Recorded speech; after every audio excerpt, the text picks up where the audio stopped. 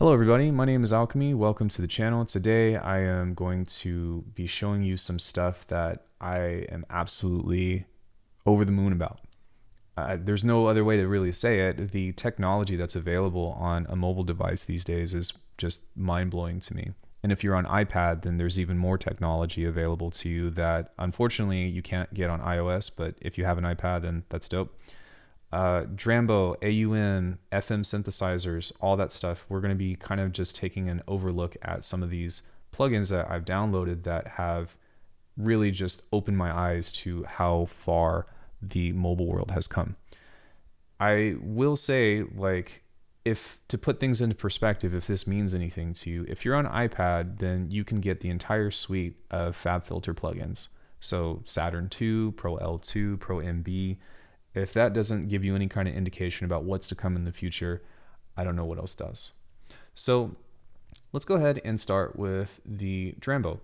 Now, this thing is just so freaking cool. This is, to me, like a pocket bitwig or a pocket phase plant, even, if you will, depending on how you want to look at it. But I can make pretty much anything in here as long as I know what the components are and which to do so. So for example, if I were to play this little guy right here, which if you've been keeping up with my shorts, I made a clap.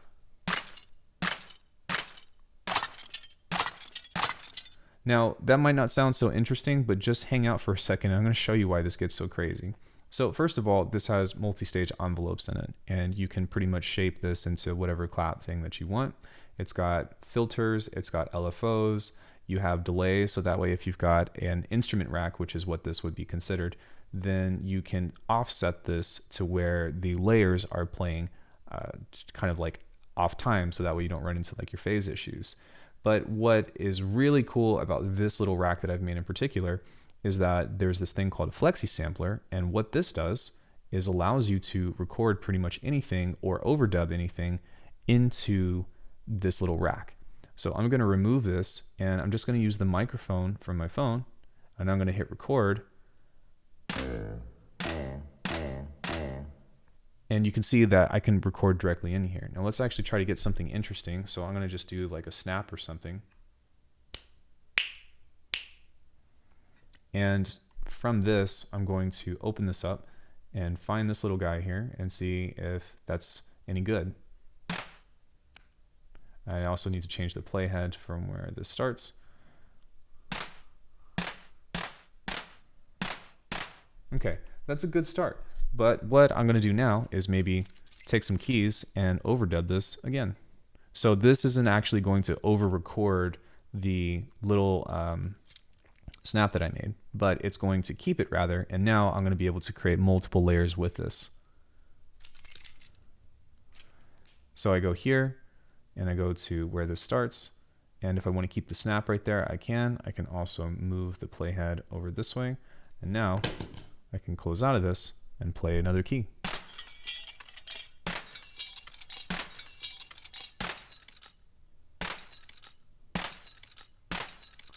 What's freaking crazy about this is it sounds okay, but all right, maybe we need a little bit more beef or so.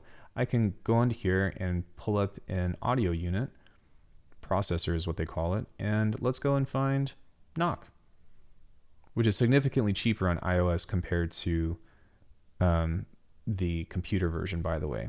So now that I have that, I'm going to turn this sideways, and forgive me through this video, I'm going to be flipping back and forth kind of like this.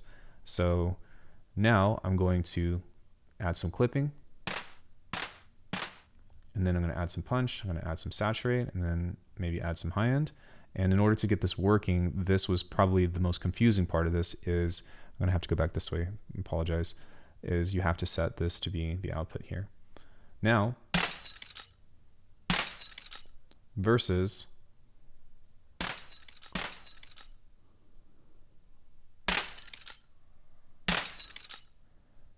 that, like, this is so crazy. This has built-in convolution reverbs. It's got, you can import your own impulses if you wanted to. I've also got this really cool shimmer reverb on here. So if I just type in shimmer and pull this beforehand, make sure that this is going into here. All right, we can pull this up. And now I can kind of just adjust this, maybe use some low cutting here use this filter instead of the shelf. And now maybe back off of the time. Like what? Yeah. So there's a ton of modules that are built into this. Let me show you a couple of other things that I have used that are lots of fun. So I've already gone through the trouble of building a snare, which you might have seen on my shorts. But same thing, I've got a little snare here, cool little oscilloscope. The knock unit is built into this, and this kind of just looks like a little Ableton rack or something. But I've got myself a cool little snare. Like this sounds dangerously close to what I'm making in Faceplant. And what I did was I kind of just took all of the knowledge that I've learned from Faceplant and applied it to all of the tools and components, I guess snap-ins if you will, and applied it here. And this looks like a very similar shape that I would make if I were to do this in Faceplant. Like this is just mind-blowing to me. And now I have this saved, and I can refer back to this at any point in time, or I can add in a sampler if I wanted to. I could, layer this because we're in an instrument rack. And so if I wanted to break and go back into this, I can just go and tap this little guy and start adding components in between. This little mixer here pretty much helps it dictate like how to route the audio. So it goes into, all these cute little things here. And then once you kind of have everything set up, it goes into a master output, which would be here. But again, if this isn't making any noise, then you just have to make sure to set the overall output to this little guy, and those are flashing. So yeah, there's your snare. Let's pull up a neurobass perhaps. So I'm going to move this in and switch this over here. Actually, I'm going to hit undo, and I'm going to move this over here.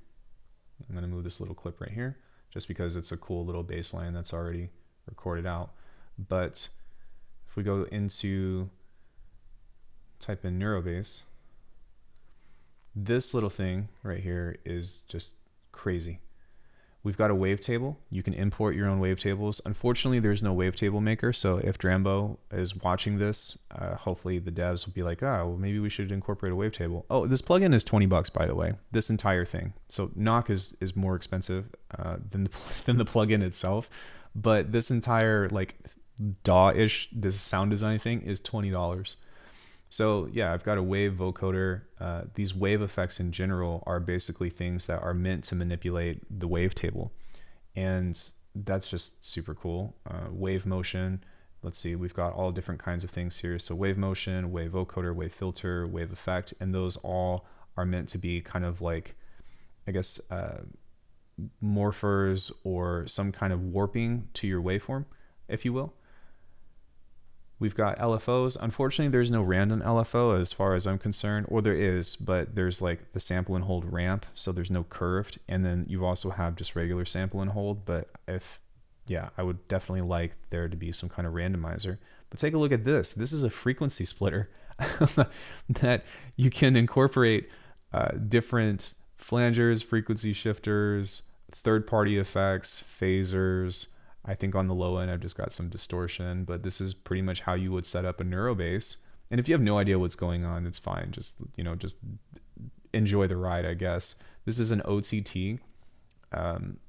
Like what? I just cannot believe how much availability and how much I could do just with my phone.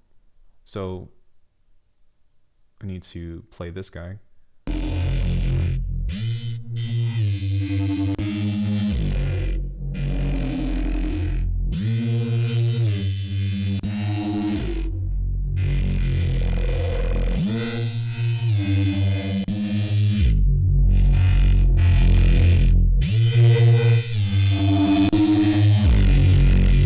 So I wouldn't necessarily say that's the most interesting neurobass that I've ever made, but I mean, this was the first go, just off the top.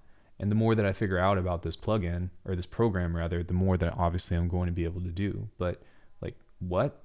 This is on a phone. I know that I keep saying that, but like, man, I just can't believe this. It's so crazy. So I've also made kicks and other, I guess like presets and stuff in here, but that's pretty much Drambo in a nutshell. let's go ahead and talk about the AUM workflow, which I think is equally as important. There is this little guy right here. And what this does is it's really not necessarily a DAW, it's just a plugin host. So it doesn't have anything built into it.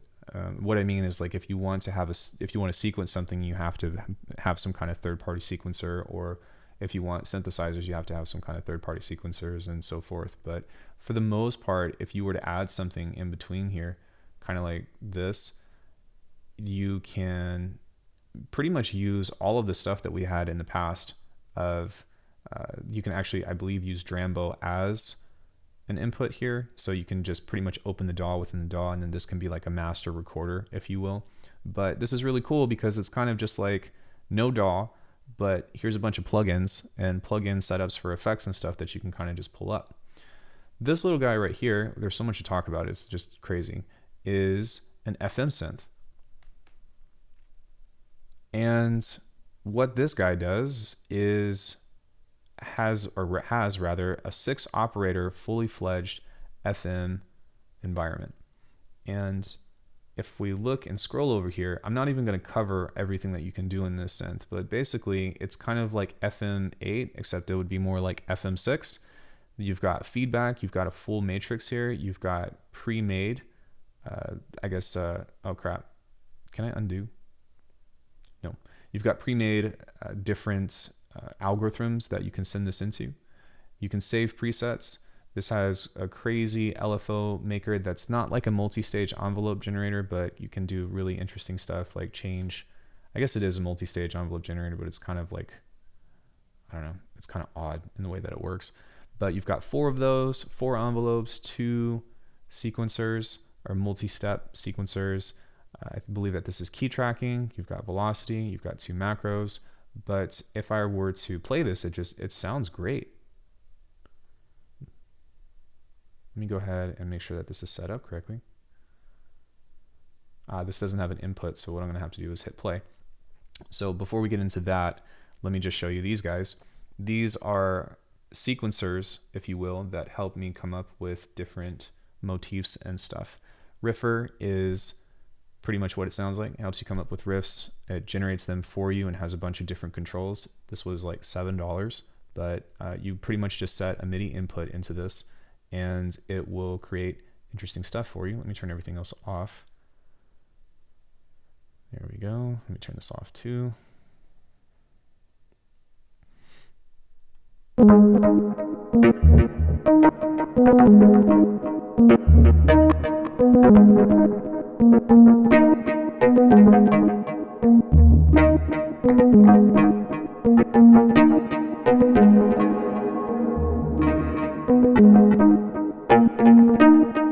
Sounds great.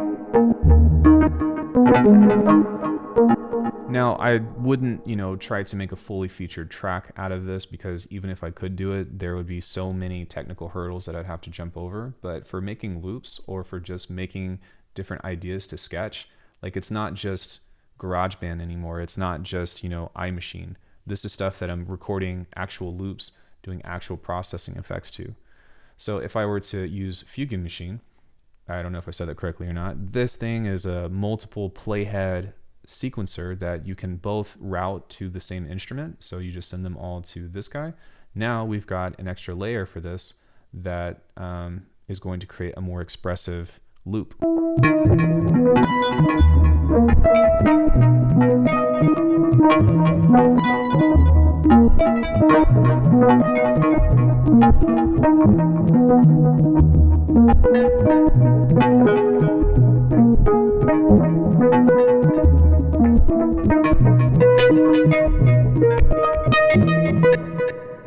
Super awesome.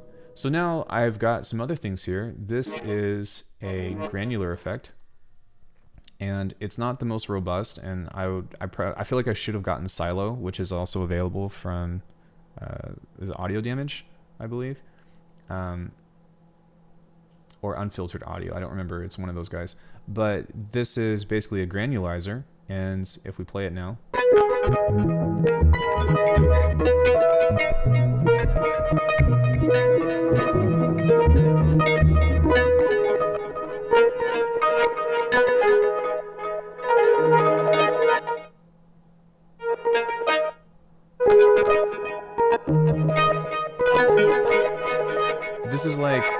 sidechain ducker, or at least that's what it's set to as of now. But if you go into all of the stuff on this, I'm going to flip this sideways so you can see what's going on here.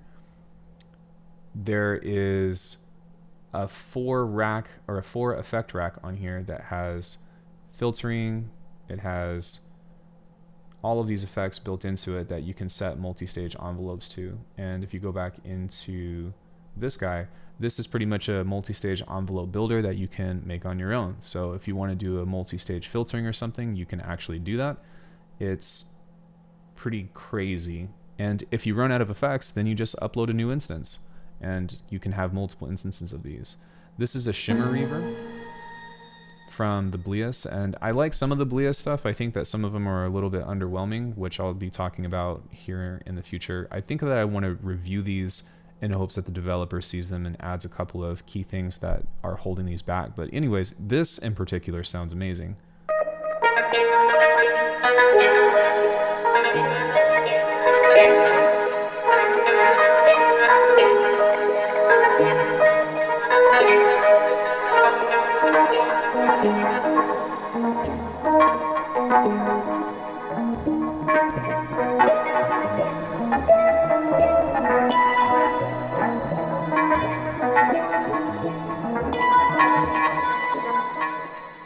Super cool.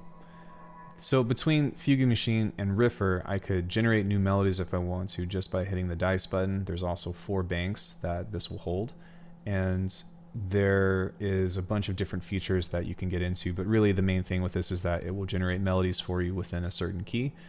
And it's not perfect, but for $7, you know, and to get you up and going and to try to, you know, just give yourself a little boost of inspiration, it's totally worth it. One thing that I think is also really cool about AUM as well, I know that I'm jumping around between these things because there's so much to talk about, is for one, there is a track delay on here that you can set either early or late, which is this little guy. The other thing is that there is a clipper built into this that for whatever reason, if you need to, you can just hard clip this and that'll keep that from peaking, which is super cool. So the last few things that I want to talk about was the Koala sampler, and we didn't use the drums, or I didn't talk about the drums in here, but I did add some stuff just as a means of, hey, here's a little demo, but it sounds like this.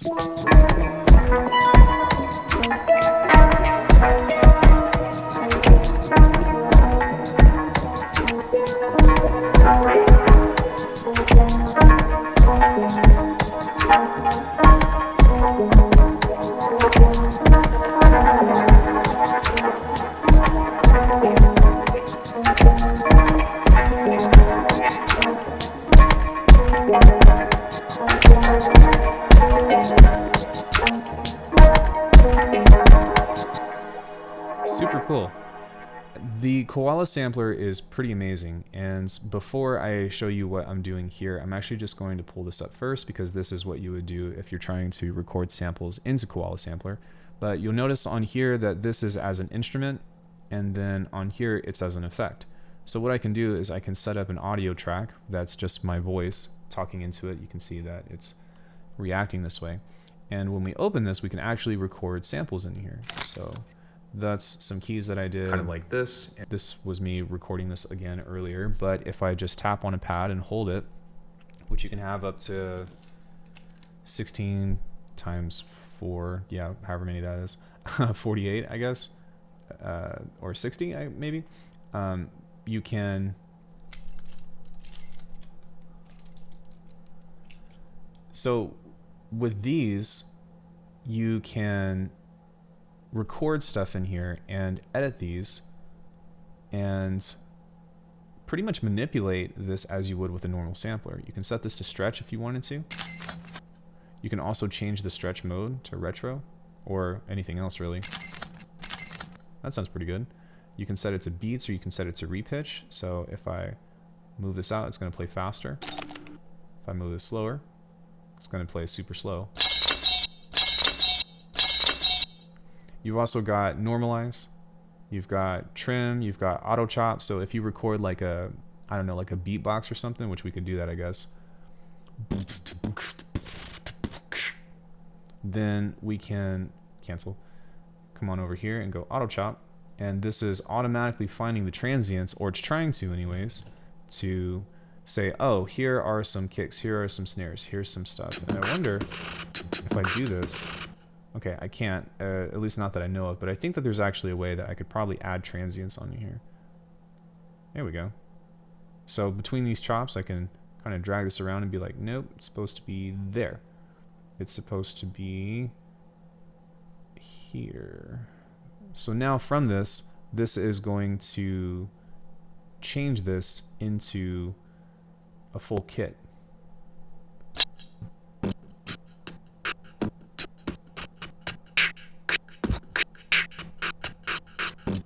There's some recording effects that you can use on here that I don't necessarily recommend because it gets crazy and kind of, I don't know, at least not if you're recording the drums. But what's really sick about this that I think is even more important is that it has a really awesome sequencer built into it. So what you would do is once you have your kit, you would save it.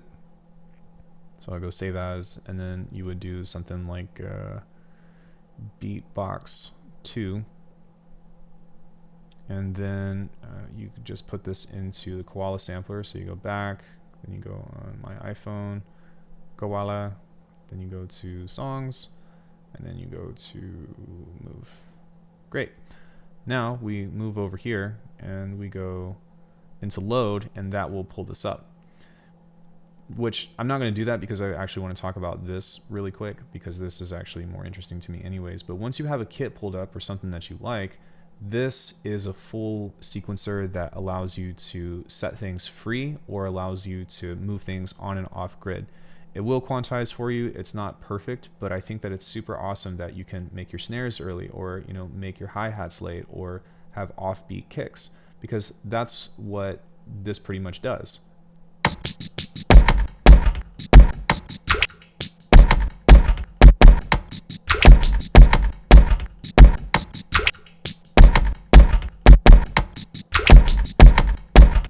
So, you add a couple of effects on here. This is just a tape saturation. And then maybe if we wanted to, we can scroll down and add another effect, like lo-fi or something, or a bit crusher, perhaps. So we could also use a pitch drift if we wanted to.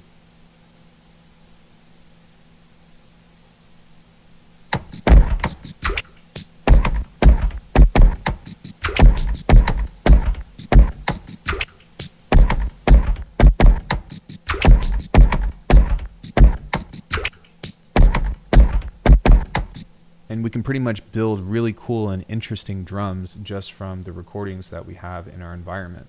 So I wouldn't necessarily say that, these have the best transients or whatever, but I literally just made kicks and stuff. I think I made this one from closing a drawer. That one was from beating my chest, which sounds kind of wimpy and somewhat embarrassing. This was me just going... That was water dripping. Just different household objects and stuff that I've found in my environment to create a cool drum kit. And then what's also cool about this is you can just make a sequence that is like this. So when I hit play,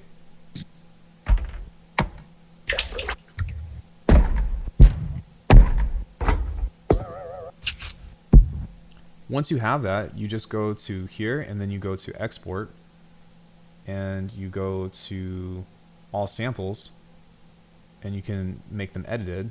And now I've just named or made a cool household kit that I can drag into Bitwig later, or I can use in a sampler in a different program or whatever. Or I can layer with, fundamentals. So if I were to go here, I can just literally airdrop these.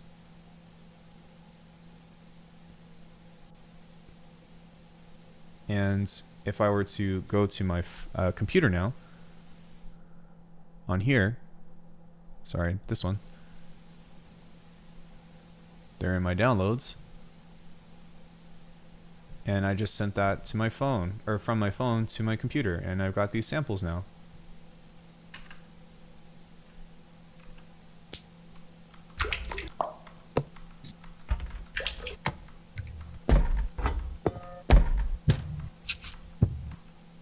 Like, what?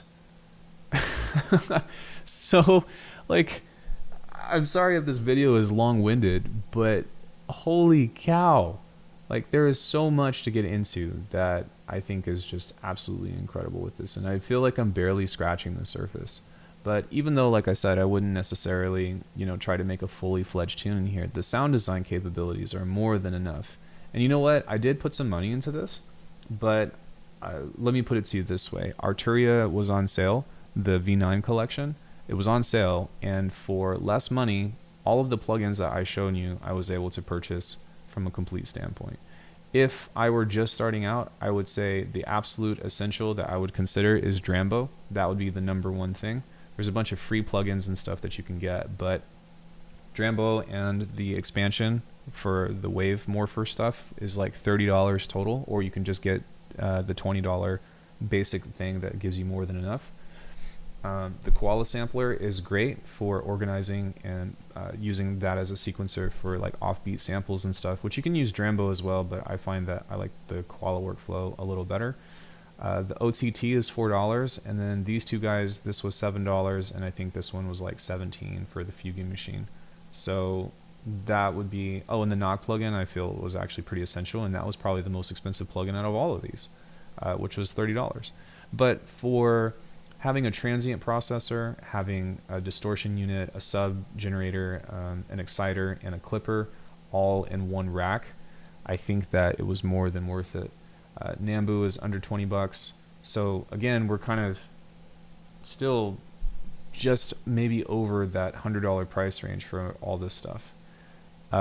It's totally worth it to me for the accessibility that I've given now, and I feel like I've been weaponized with a mobile sound design machine that's always in my pocket. This is what it's like. I have an MPC that's more powerful, but just it fits just within, like I take it with me in my car. I could literally make a cool little tune or something and go plug it into my car and be like, yo, check out this beat I made or something. And like, how cool is that? Or, if I'm driving or someone else is driving and they've got their sound set up to, the aux or whatever, they can make beats on the fly on road trips. Like, there's so much cool stuff that this opens up, and I think can be highly enjoyable if it has the right approach. If you're trying to make like a fully fledged tune within this, I don't think that, it's not to say that it's not there, it's just not convenient. It's not, the convenience factor of say something like Bitwig or whatever is not quite up to speed. I will say though that if you treat the iPhone or the mobile experience as something of like for what it's supposed to be, meaning that there's a bunch of unique stuff, unique approaches, like really cool and innovative apps that are meant for mobile, then it will enhance your workflow. At the beginning of this video, I had the App Store pulled up. There is this camera synth that is $2 that I haven't messed with, but this just kind of makes a point. It's called Nature Oscillator, but what it does is it creates waveforms, or it creates sound based off of images that you're pointing at. I don't know how it works. I don't know if it's based off of color temperature or if it's based off of light exposure, but like, you can't get this on a laptop. This is the kind of experience that is only available through a mobile means. And what I'm trying to say about this is that if you like embrace it as that of, hey, this is some really cool stuff that is going to be a unique experience that is not supposed to be from the computer or even from hardware, then you step into this whole new category of sound design and technology that becomes a lot more inspiring. I feel like what is happening on mobile is what we needed for a long time on the computer. There hasn't really been a whole lot of like crazy interactive, like really like interesting ways to make music. I feel on the computer, at least, like it's not as abundant. Whereas on the phone, like all these things are meant to be playful. And because of that, now that we have a way to capture it, now that we have a means to like make something playful, or so to speak, within within the phone, and then we can export that or like have some kind of interaction, then it's almost just like playing games and then being rewarded for it. Now I know that like Riffer or something of the sort is also available on the computer, but that would be like the one caveat. You can also get Drambo on the computer as well, but you might as well get Bitwig or Ableton or something, unless if you just want a semi-modular VST, or I think it's just AUV3. I don't think that you can pull up Drambo in Bitwig, which I haven't checked, but I don't think so. So yeah, I think that this is just an incredible journey that I have recently embarked on, and I hope that this has been inspiring to you to, you know, go and open up your phone if you have iOS. There's also Caustic, I believe, if you're on Android, which unfortunately Android doesn't have as many interesting plugins and stuff, but man, like I'm so inspired, and I've been having a wonderful time building synths and making great sounding drums and doing recording and all that stuff. I'm just like low-key like overwhelmed at how much I can do. I just want to spend all the time on my phone, so my poor neck. So anyways, thank you all so much for joining me on today. I think that I made the point and wrote that home. And if you have any apps to suggest that you think are really cool that is available on iPad or iOS, then let me know in the comments. I do not have an iPad. I only have an iPhone, so I can't necessarily, there's only so much stuff that I can cover. But let me know what your thoughts are. Like, how do you feel about the music world when it comes to mobile devices? Like, are you just as like, are you just as surprised as I am? Because quite frankly, this is super exciting to me. I haven't been this excited about making music in a long time. And even though I've been having a great time making beats and stuff, just, oh, there's a new synth that's on iOS and it's $3. Oh, easy purchase. Okay, well, let's see what we can do with it. Oh, I can export some loops. Oh, great. I can throw that into Bitwig and make some cool stuff, which I'll do at some point. But man, it's crazy. Anyways, again, thank you all. I'll see you in the next one. And be sure to like the video if you get the chance. Or check out my store, or become a member, or blah, blah, blah. Bye.